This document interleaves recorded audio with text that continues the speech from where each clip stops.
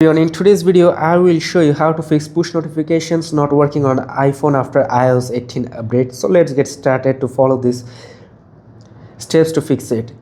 Now let's go to settings and then search for notifications on your iPhone and tap onto it. Make sure notifications are enabled for each app and then enable background app refresh. To do it, you have to go to general and then scroll down, tap on background app refresh.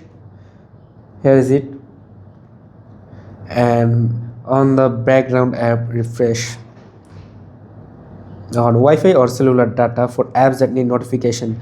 Turning this off saves battery, but some apps may not receive updates in the background because of it.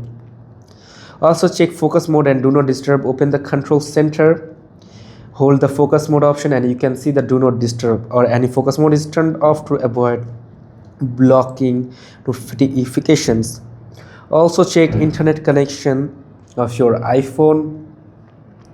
Ensure your iPhone is connected to Wi-Fi or cellular, as some apps need internet to send notifications. Also, you can force restart your iPhone. Quickly press the volume up button and volume down button, then hold the side button and restart your iPhone. This won't delete any of your data, so don't worry about that. And make sure that your apps are also updated. To do it, you have to go on App Store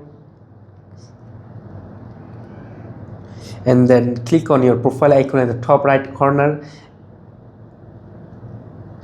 and you can see your updated apps here and update your apps, and that's it. Also check for battery settings on your iPhone. Turn off lower power mode as it may restrict notification. Ensure your battery is above 20%, as low battery can limit background activity. Also update your iOS. To do it, go to settings, then click on general and then tap on the software update and update your software if any update is available, and that's it. By following these steps, your push notifications should work again. If this video helped, like and subscribe for more iPhone tips. If you found another solution, share it in the comments.